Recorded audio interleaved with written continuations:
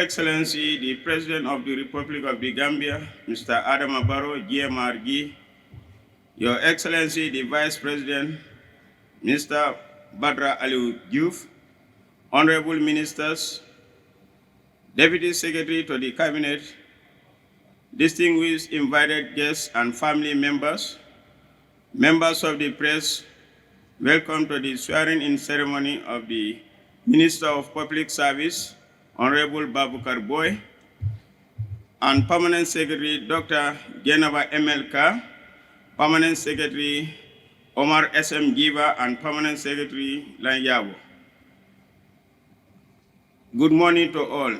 It will be recalled that His Excellency, the President of the Republic of the Gambia, Mr. Adama Barrow, acting upon powers vested in him under Section 71(1) and 71(3) of the 1997 Constitution of the Republic of the Gambia, appoint Honorable Babukar Boy as Minister of Public Service, Administrative Reforms, Policy Coordination and Delivery.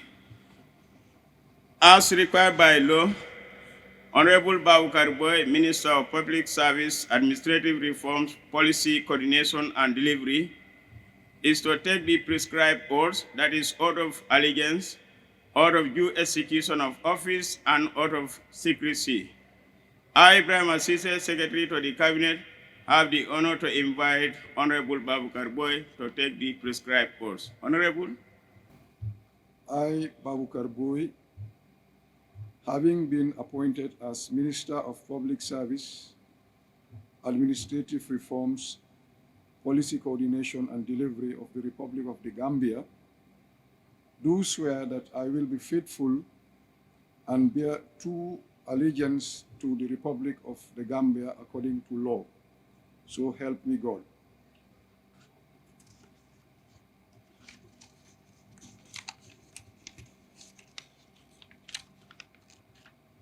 I, Babukar Boy, do swear that I will execute the functions of the Office of Minister of Public Service, Administrative Reforms, Policy Coordination and Delivery of the Republic of the Gambia without fear or favor, affection or ill will, according to the Constitution and other laws of the Gambia. So help me God.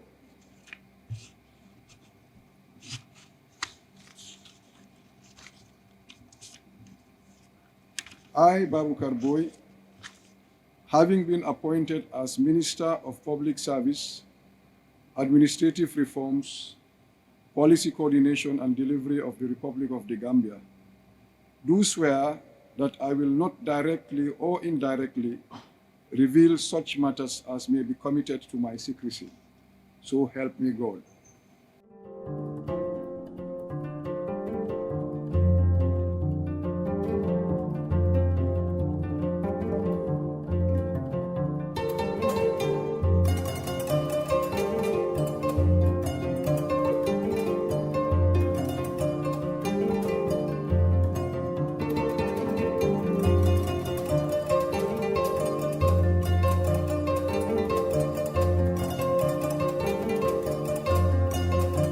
Now to the permanent secretaries, it will be recalled that following the recommendation of the Public Service Commission or PSC, His Excellency the President of the Republic of the Gambia, Mr. Adama Barrow, acting on the powers vested in him under Section 173(3) of the 1997 Constitution of the Republic of the Gambia, appoint Dr. Geneva MLK as Permanent Secretary, Mr. Lanyabo as Permanent Secretary, and Mr. Omar SM Giva as Permanent Secretary. As required by law, Dr. Geneva MLK, Permanent Secretary, Mr. Lanyabo, Permanent Secretary, Mr. Omar SM Giva, Permanent Secretary, are to take the prescribed oaths, that is, oath of allegiance, oath of due execution of office, and oath of secrecy. I, Ibrahim Asise, Secretary to the Cabinet, have the honor to invite Dr. MLK, Permanent Secretary, to take the prescribed oaths. Doctor? I, Dr. Geneva MLK, having been appointed as Permanent Secretary, do swear that I will be faithful and bear true allegiance to the Republic of the Gambia according to law. So help me God. I, Dr. Jainaba MLK, do swear that I will execute the functions of the Office of Permanent Secretary without fear or favor, affection or ill will, according to the Constitution and other laws of the Gambia. So help me God. I, Dr. Jainaba MLK, having been appointed as Permanent Secretary, do swear that I will not directly or indirectly reveal such matters as may be committed to my secrecy. So help me God.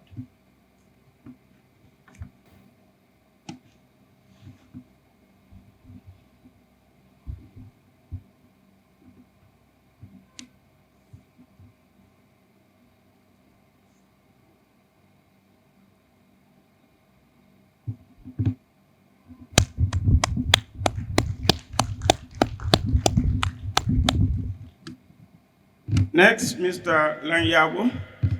Oath of allegiance, I, Lang Yabo, having been appointed as permanent secretary, do swear that I will be faithful and bear true allegiance to the Republic of the Gambia according to the law. So help me God. Oath for due execution of the office of the permanent secretary. I, Lang Yabo, do swear that I will execute the functions of the office of the permanent secretary without fear or favor, affection or ill will, according to the Constitution and other laws of the Gambia. So help me God. Oath of secrecy. I, Lang Yabo, having been appointed as permanent secretary, do swear that I will not directly or indirectly reveal such matters as may be committed to my secrecy. So help me God.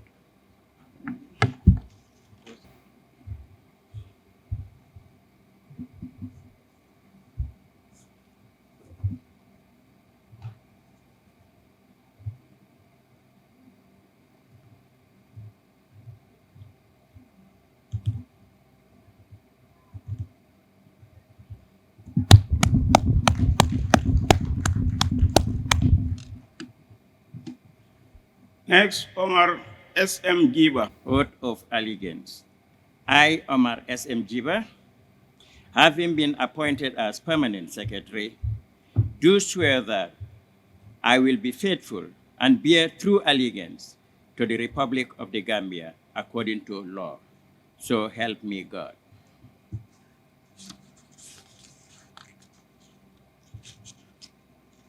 Oath for the due execution of the office of the permanent secretary. I, Omar S.M. Jiba, do swear that I will execute the functions of the office of the permanent secretary without fear or favor, affection or ill will, according to the Constitution and the other laws of the Gambia. So help me God.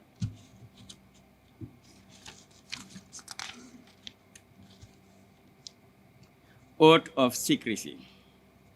I, Omar S.M. Jiba, having been appointed as permanent secretary, do swear that I will not directly or indirectly reveal such matters as may be committed to my secrecy.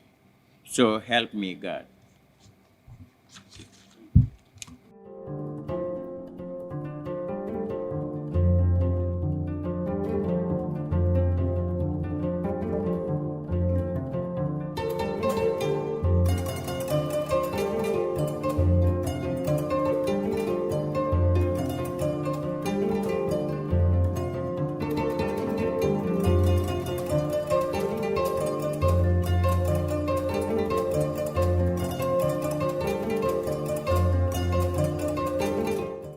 Honorable Babukar Boy, Minister of Public Service, Administrative Reforms, Policy Coordination and Delivery, to make a statement to thank the President on behalf of the newly sworn-in permanent secretaries. Mr. Boy? Your Excellency, the President of the Republic of the Gambia, Your Excellency, the Vice President, Honorable Ministers, Chief of Staff, Secretary to Cabinet, Assistant Secretary to Cabinet, invited guests. I feel deeply honored and humbled being given this opportunity to deliver the vote of thanks on behalf of those who have been sworn in today to assume different positions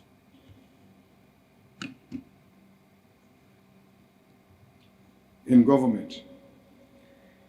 This honor and privilege is highly appreciated, and I sincerely hope that the content of this vote of thanks would be a true reflection of the thoughts and minds of those on whose behalf I am delivering it.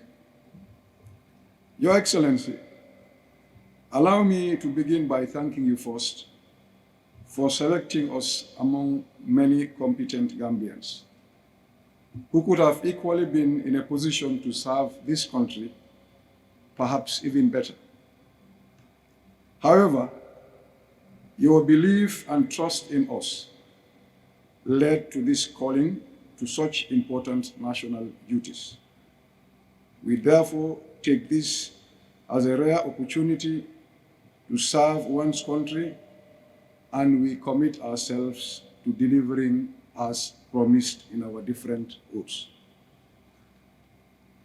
Your Excellency, Honorable Ministers, following the announcement of my appointment, I have received congratulatory and welcome messages from these honorable ministers, which was facilitated by the Cabinet Office. I therefore wish to thank all the ministers for these messages and to express delight in joining them in this important organ of government. And I'm looking forward to working with all of you. I want to also thank the Cabinet Office for the way and manner in which they have been engaging me in order to prepare for this ceremony. It was not an easy task, given that they had to entertain the challenges I was facing in trying to wrap up the work I am leaving to take up this appointment. Your Excellency, distinguished Cabinet members, allow me at this juncture to make a simple point using a core idea in what is known today as systems thinking. Systems thinking, and I quote, is a way of making sense of the complexity of the world by looking at it in terms of wholes and relationships, rather than by splitting it down into its parts. End of quote. In our attempts to deliver as we have just promised in our oaths, I consider our roles in the country's development endeavor, which this august body is in charge of, as part of a system which will only function if all its constituent parts perform optimally. These constituent parts would be different in sizes and shapes, but will have to turn in the same direction if the whole system is to work. However, no matter how small a component is, if it does not function well or is turning in the wrong direction, it could render the whole system inefficient and ultimately a failure. Your Excellency, I am making this point to remind myself and my colleagues who have just been sworn in that we are joining a team that already exists, and we are expected as newcomers to work together with them in honesty and sincerity to serve our dear country. In this regard, we'll be counting on the support of members of this team sitting here in Cabinet today, and those we will be meeting in our respective workplaces to help us in contributing towards the achievement of our overall national development goals. I have no doubt in my mind that with Your Excellency's support, we can work together for a better and more prosperous Gambia. The challenges will always be there, but with perseverance and unity in purpose, I have every reason to believe that nothing will be insurmountable. Your Excellency, on behalf of my colleagues who have just been sworn, I once again thank you for this opportunity afforded us to serve our beloved country in these capacities. May Allah the Almighty guide and protect us all. Thank you very much. Finally, I have the singular honor and privilege to invite His Excellency, the President of the Republic, Mr. Adama Barrow, to address this august gathering. Excellency, sir. Your Excellency, the Vice President, Honorable Cabinet Ministers, members of the media, ladies and gentlemen, I congratulate the new Minister and Permanent Secretaries on their appointments, and I thank them for accepting to serve the nation in their various positions. These are 4 very senior and critical positions that can make a huge difference in the government's performance and the development of the country. I am confident that the appointees are aware of this and are ready to do their utmost in the service of the people. Taking the oaths of office, secrecy and allegiance is an essential administrative requirement to bind public servants to the principles, regulations, duties, and tasks linked to their respective status and the expectations of the people at large. It is a procedure that also occurs persons appointed to specify positions to publicly declare their willingness, readiness, and commitment to take up public office in accordance with the trust, expectations, and confidence that go with it. Honorable Boy, as Minister of Public Service, Administrative Reform, Policy Coordination and Delivery, you have a big task ahead of you. Your ministry, which is a new creation, could be described as the nerve center of the government machinery. The performance of all the various institutions and the workforce in general largely depends on this new ministry. Government cannot make meaningful progress without a fully functional, effective, and efficient public service.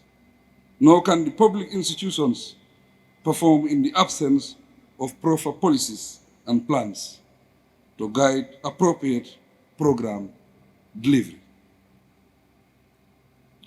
The reforms initiated by my government are still in progress and need to be pursued vigorously for the attainment of the desired results. People argue that the country needs to regain the glory that the public service was known for decades ago. That is one marked by professionalism and commitment to serving the country through its invaluable human resource. Importantly, our institutions cannot strive for excellence if we do not have a continuous staff performance appraisal system in line with the new public service mandates. These are linked with the new ministry's mandate of policy coordination and delivery, which are key in the administration of the civil service. Certainly, there cannot be efficient service or program delivery without proper policy coordination and administration. Ladies and gentlemen, also significantly central in the development process are the health, foreign affairs, and fisheries sectors, for which we have these 3 permanent secretaries. Their performance will have far-reaching implications for the people, the economy, our national image, standing and relations with the world. Ladies and gentlemen, entrusting you with the big responsibility of the administration and guiding the policy direction of these 4 ministries is for you to deliver on your respective sector mandates. You have the task of leading the development and implementation of your institutional policies and programs, in addition to managing the resources in your custody. All this require teamwork, effective supervision, and monitoring to ensure timely program implementation. I encourage you, the permanent secretaries, to take your responsibilities with utmost seriousness, bearing in mind that you are the technical heads of your ministries. You have the responsibility of ensuring that your sector personnel do what is expected of them and attain a high level of performance. Thus, you must set the pace. Your work directly impacts the health and well-being of the population. Therefore, we expect you to diligently execute your duties. This is a new government, and we are committed to changing the unproductive ways of doing business.